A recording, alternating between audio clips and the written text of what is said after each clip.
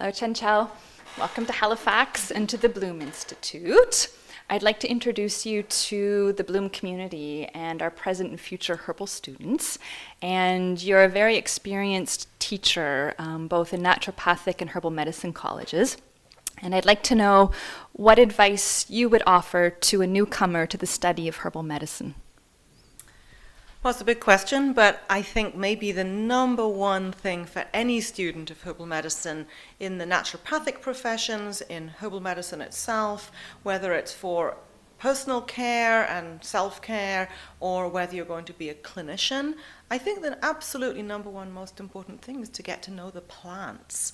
And I will say that because I practiced for 15 years working with pills and potions and extracts and tinctures, and I did have a garden and I did sort of spend time with the plants, but my practice wasn't really about plants. It was about extracts, sitting in an office pouring out not very nice tasting potions.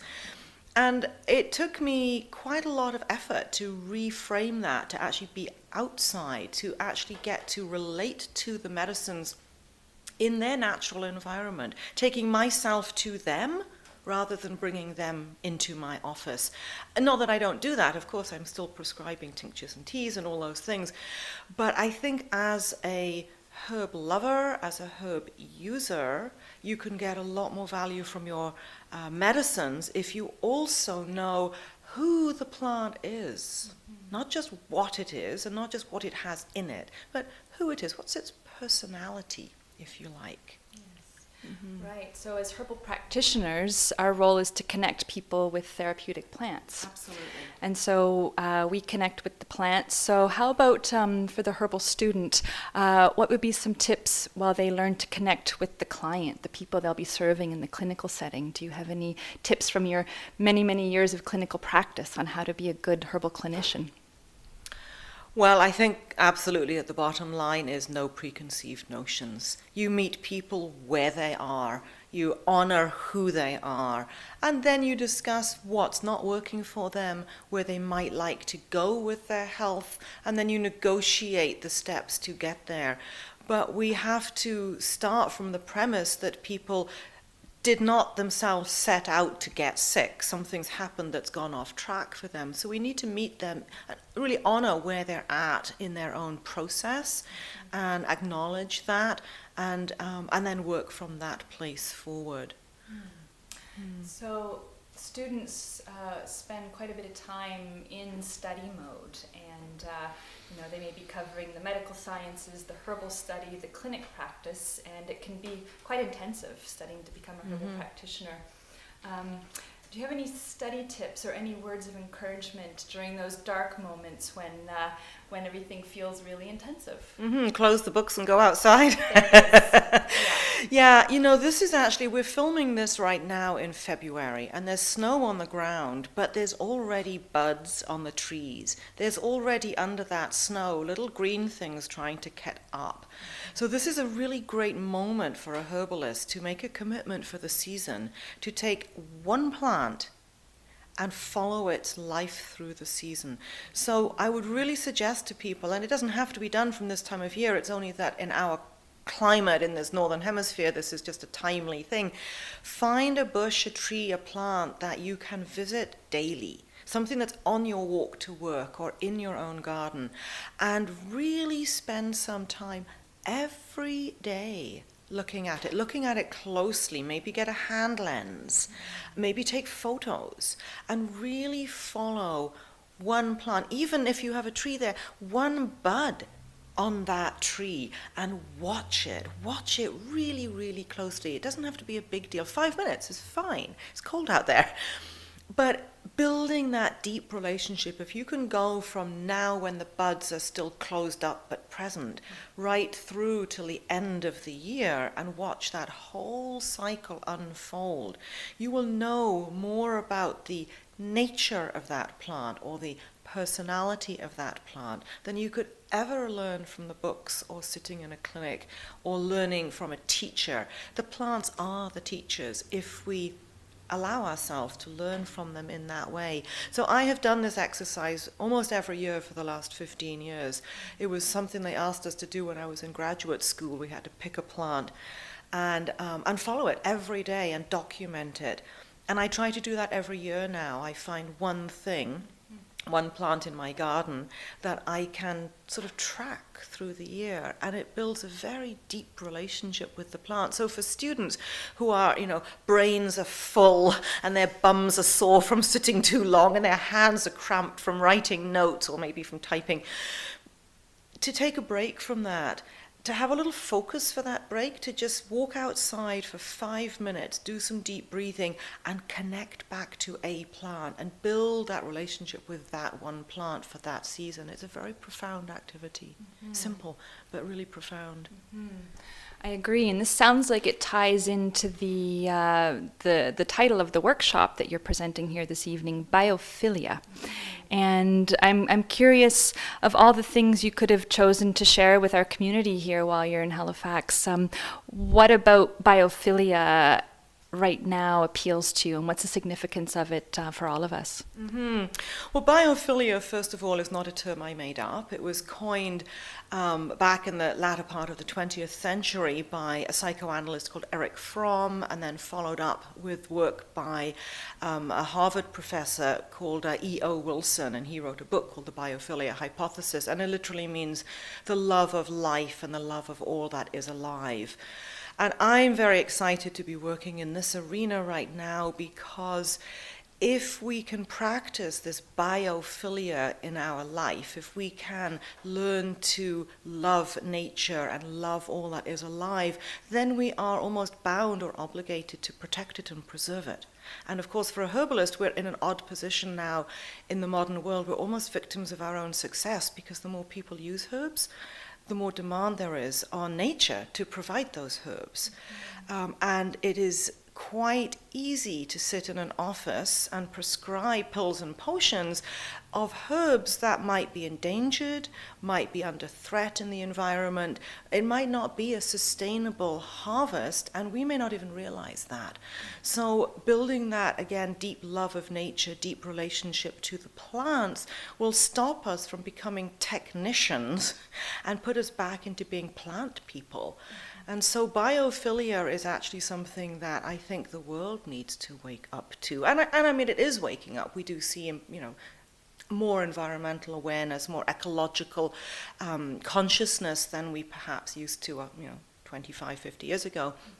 But nonetheless, there's less and less nature out there.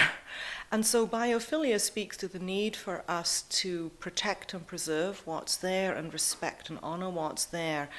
And I'm applying it in a sort of clinical or medical context, helping people to connect back to plants as part of their healing journey, but on a much bigger, maybe more global context. It's about honoring nature and protecting nature and ensuring that it's still there for our children and our grandchildren. Well, I'm noticing the people attracted to the study of herbal medicine, I'd say most of them come with this built-in appreciation for nature and connection to plants. So by cultivating that and deepening that and offering that as part of the practice of herbal medicine, we're going to have a more well-rounded practice. So in addition to the connection with nature and that aspect of being a herbal practitioner, how do you see our profession going ahead into the next, say, 5 years within the climate we exist right now? I mean, climate in general, environmental climate, but also the medical climate. How do you see herbalists positioned in terms of community health care? I actually feel incredibly hopeful about herbal medicine in this country and worldwide, actually. But, I mean, still the World Health Organization suggests that more than 80% of the world's population relies on herbs for their primary healing. But that's certainly not true in North America or much of Europe. So I'm really, really hopeful, because I think we all understand that the medical system that we run in this country, in Canada, in the US, in Europe, it's a broken system. It's unavailable to many people because of the costs and the costs do not translate to better health care. America has some of the highest costs of medicine in the world, and is definitely not leading the league tables in well-being and mortality and so on. So spending more money doesn't make it a better system. When your average GP appointment is 6 to 7 minutes, that's a broken system. People cannot build relationships with their doctors. Their doctors cannot get to know the patients really well under those circumstances. And we see it, the chronic degenerative diseases are not getting better. We have not won the war on cancer. Heart disease is increasing. And we have a really good handle on crisis medicine now. And let me say, if I have appendicitis, I'm going to hospital, and I'm really grateful to have that option. Or a broken leg, or those catastrophic situations. But for the chronic degenerative diseases of aging, we don't have answers in the mainstream medical model. And I'm not saying that herbal medicine has those answers necessarily, but we do have time to listen and support the patient to find lifestyle strategies that serve them better. So the root of the word doctor is the same as the root of the word teacher. A doctor is intended to be a teacher, to teach people how to live better, how to be healthier, not just to dole out pills and potions after the event. So I think herbalists have a really, really important role to play in the future as people are getting less and less satisfaction from the medical system. They're feeling more and more isolated and disconnected from their doctor and from the medical system overall. It brings it back to the medicine. Maybe I could put it this way, herbal medicine is actually very democratic. It is of the people, for the people, and by the people. We can do it. All of us can, actually anybody who made a cup of tea this morning or a cup of coffee this morning has already done some herbal medicine for themselves today. Now, I'm not actually prescribing that per se, but that's how easy it is. So I think herbal medicine has a huge role to play in preventative health care in this country. Quite aside from treating diseases, which is perhaps controversial in the medical system today, for herbalists to step forward and say that we treat disease, that could perhaps raise a few hackles or set up a few waves, but we don't need to do that. We can talk about helping people to live healthier. It's not about the disease, it's about the patient, it's about the people who have the disease. And we always have things to offer them. We can always teach them how to manage their well-being in a better way and use herbs and nutrition and lifestyle to do that. So actually, I think herbalists have a great future. I'm incredibly hopeful of where we will be going with this profession. I agree, and the reason the Bloom Institute exists and other herbal colleges is to fill that gap. There's a great need for herbal practitioners, and we need more of us to work at all levels promoting the plants, plant medicine, and general good health in our communities. So. So I'm so pleased and proud to have you here as part of the Bloom faculty, as an advisor and as a teacher, and part of the Halifax herbal community now. So thank you so much for making the journey here, and we look forward to your ongoing sharing and the teaching that you have to offer us. Yeah, it's truly a pleasure and a privilege, and I think Halifax is very lucky to have the Bloom Institute. It's been a long time coming. And I know you've had good enrollment, and I'm sure that will continue because this is a growing interest and a growing need for the people to reclaim their right to herbal medicine and their right to practice for themselves, to bring wellness into the life of all people who want to be touched by plants. So I think it's great. I'm really excited that this is happening. Great. Thank you, Chanchal.